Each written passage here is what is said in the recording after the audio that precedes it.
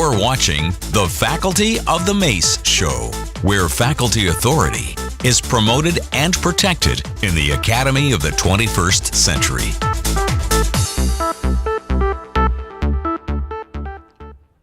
Welcome to Episode 8, Academic Admission Standards. What is ability to benefit, and is it a good policy? In this episode, we examine the meaning of ability to benefit and examine how it affects both recruitment and retention.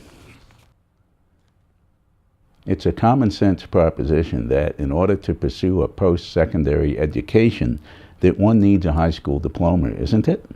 Well, not according to the United States Department of Education.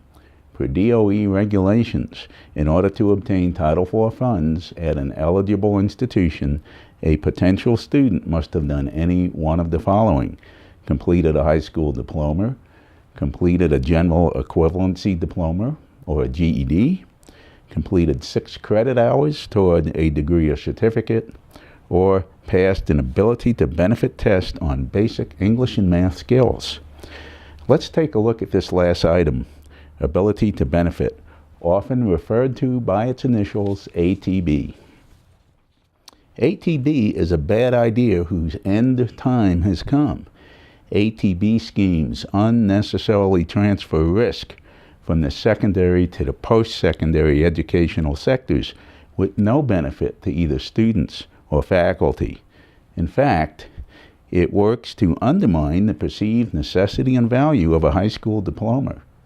The Faculty of the Mace position is that ATB has absolutely no place whatsoever in post-secondary education leading to either an associate's or a baccalaureate degree.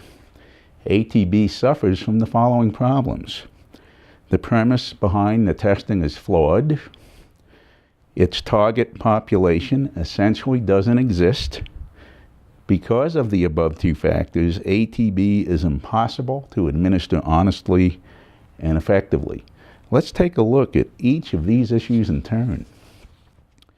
First, we'll consider the premise behind the testing methodology. The Faculty of the Mace questions the very concept that a short-form test could even possibly adequately assess a student's readiness for college. This type of testing does not effectively measure a student's ability to think and write effectively or to perform active problem solving. It does not evaluate work habits and study skills. It does not evaluate a student's personal readiness to begin college, as we discussed in Faculty of the Mace, Episode 6 on non-academic risk factor screening. It is also subject to coaching and teaching to the test. As well, short answer tests are more easily subject to fraud. In short, it represents yet another lack of due diligence on the part of colleges that administer the ATB test. We have already discussed other aspects of this lack of due diligence in Faculty of the Mace episodes 6 and 7. Second, let's examine the target population of the ATB test. In essence, we are trying to identify well-balanced, motivated individuals with good study skills and stability in their lives who just somehow magically don't happen to have a high school diploma. So where are these people? The answer is that such persons are so few and far between that the existence of the ATB process is completely unjustified. I'm sure you are aware that even the readiness for college of students who actually possess a valid high school diploma is currently being questioned by the community colleges. They are noting the enormous remediation effort involved with even these students who have a high school diploma. Third, since the ATB test is a test in search of a valid purpose, it becomes effectively impossible to administer. The reason for this is that it is incorrectly testing for non-existent skills in an absent population. This means that the ATB testing process is open to continual abuse and misapplication by dishonest persons within higher education. Let's take a look at some of the difficulties inherent in the ATB testing process. Certification of ATB test administrators, monitoring ATB test centers, monitoring ATB test publishers, assuring communication among test publishers who decertify test administrators, monitoring ATB test irregularities, construction and validation of test distribution and security, accommodation for disabled test takers, and finally, accommodation for ESL test takers. Handling such complex issues comes at a tremendous cost. Just look at the size and complexity of this document. These are the final regulations regarding ATB. They were published on October 29th, 2010 in the Federal Register, Part 2, Department of Education. They are based on a notice of proposed rulemaking published on June 18, 2010, and will take effect on July 1st, 2011. I will put this document on the Faculty of the Mace SkyDrive under Episode 8 for your examination.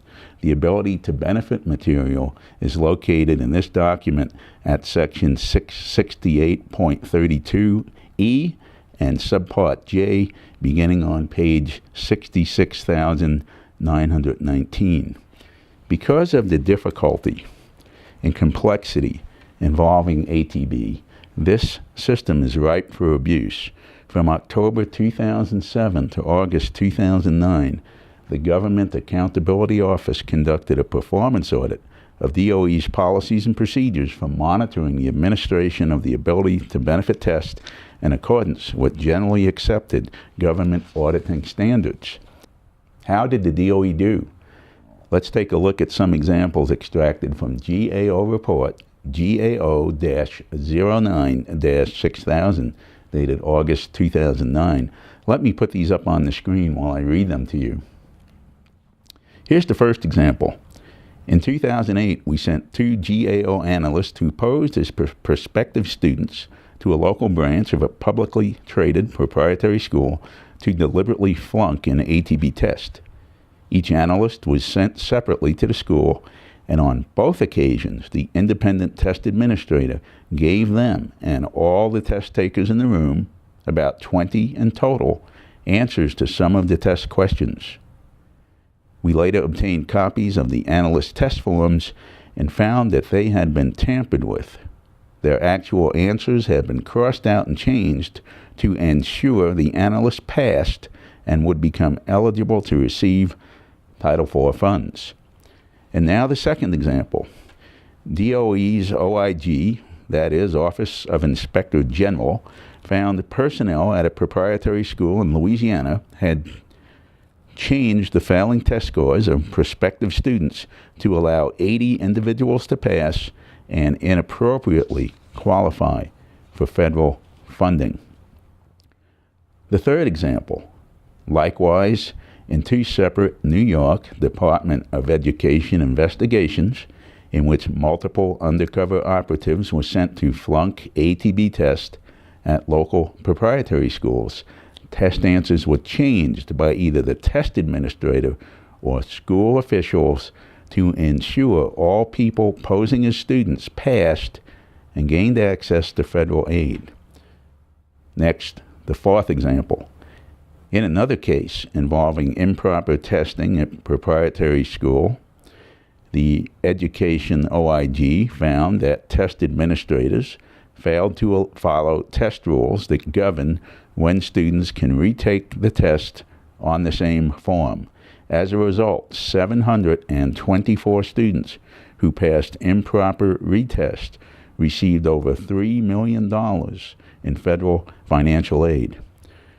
Finally, the GAO also concluded weaknesses in education systems of controls and monitoring test publishers may not adequately guard against fraud and abuse in the ATB test program.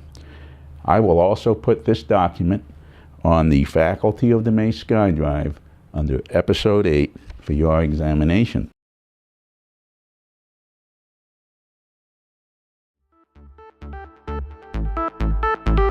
Produced at Studio C, Colorado, USA.